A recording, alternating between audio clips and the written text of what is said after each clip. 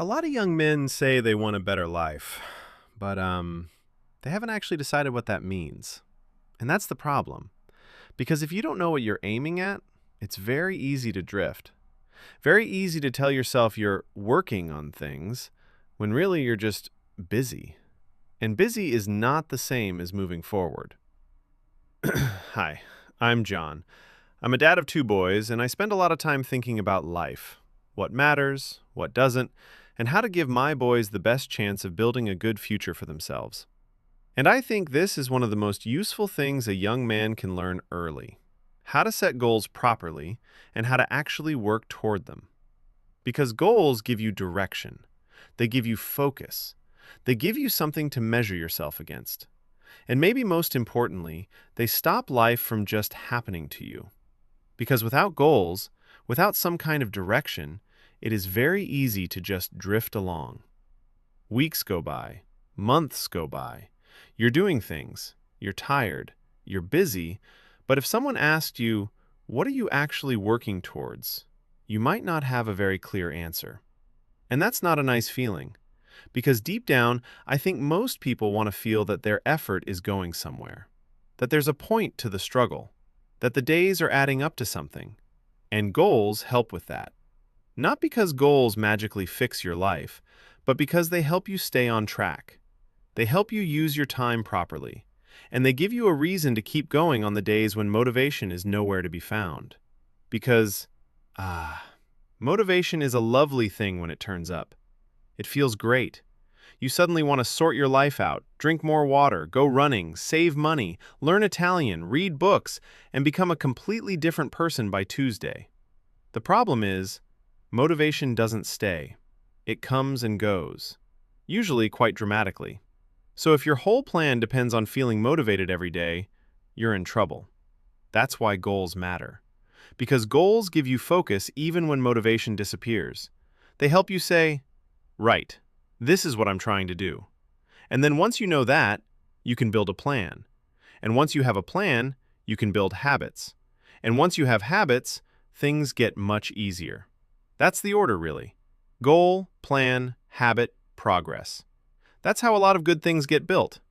Now, I think it helps to think about goals in three layers: daily goals, medium-term goals, and long-term goals. And the reason that matters is because not all goals work at the same distance. Some things need attention today.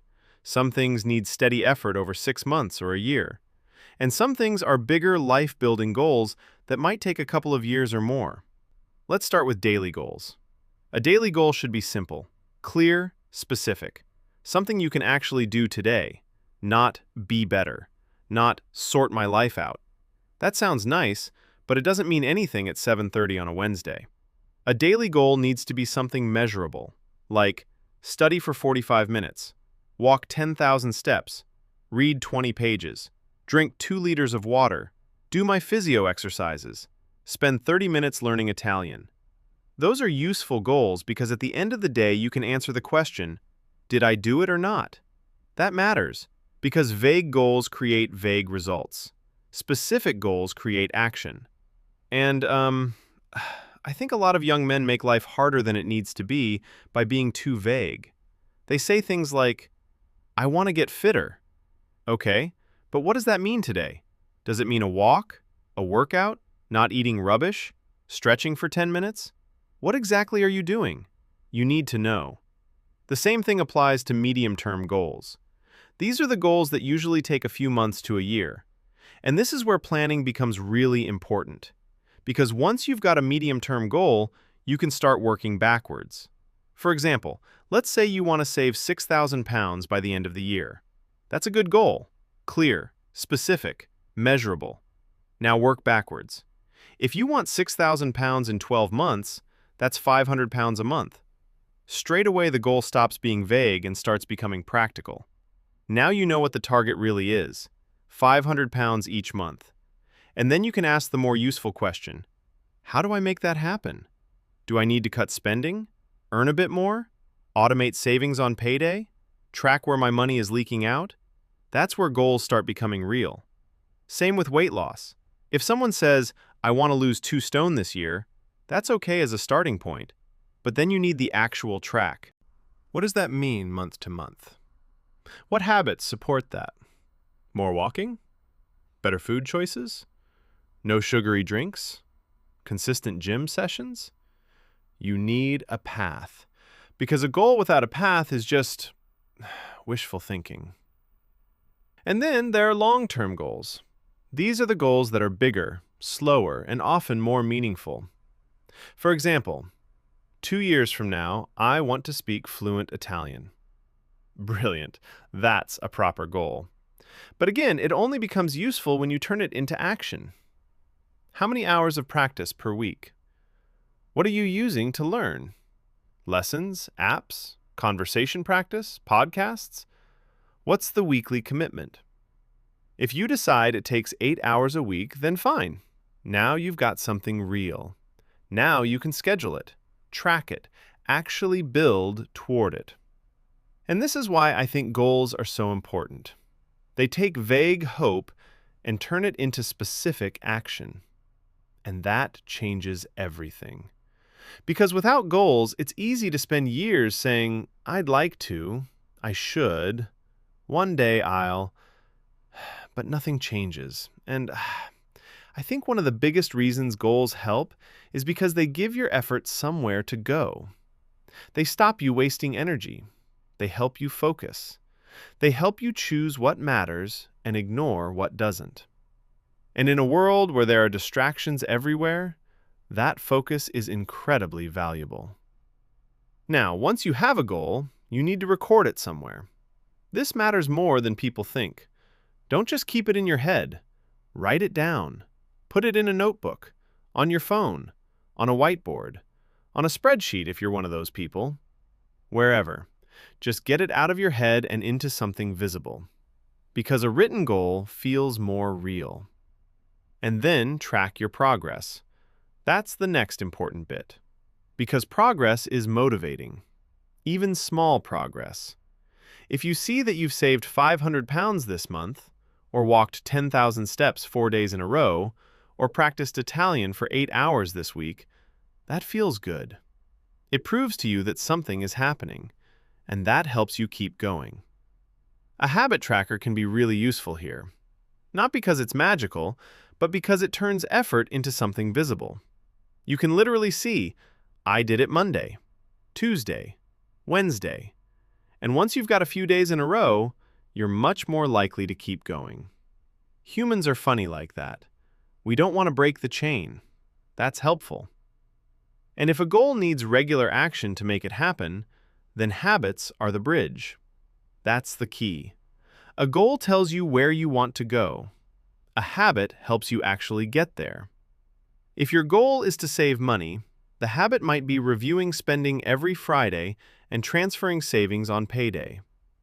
If your goal is to lose weight, the habit might be a daily walk, meal prep, and cutting sugary drinks. If your goal is to fix a nagging neck issue, the goal might not just be sort neck out. It might be book a physio this week, then do the physio exercises 4 times per week. That's practical. That's how problems get fixed. Because, this is another thing worth saying. Sometimes your goals are not about becoming something new. Sometimes they're about finally fixing something you've been putting off. Sorting your finances out. Getting help for that niggle in your neck.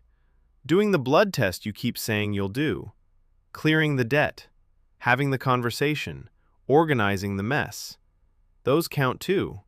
In fact, sometimes those are the most important goals. Because they remove friction from your life. Now, one thing I really want to mention is this. You will not hit every goal perfectly. You just won't.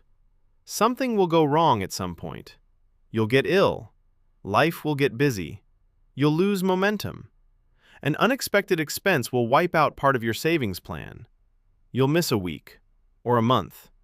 That is normal. And I think this is where a lot of people fail unnecessarily. Not because they miss the goal, but because once they go off track, they give up completely. That's the real danger. You miss 1 month of savings and decide the whole goal is pointless. You skip workouts for 2 weeks and decide you've fallen off. You stop studying and convince yourself you're just not disciplined enough. No, that's not the right response. The right response is to reassess. Look at what went wrong. Be honest. Was the goal unrealistic? Was the time frame too aggressive? Did life throw something at you? Fine. Adjust the plan.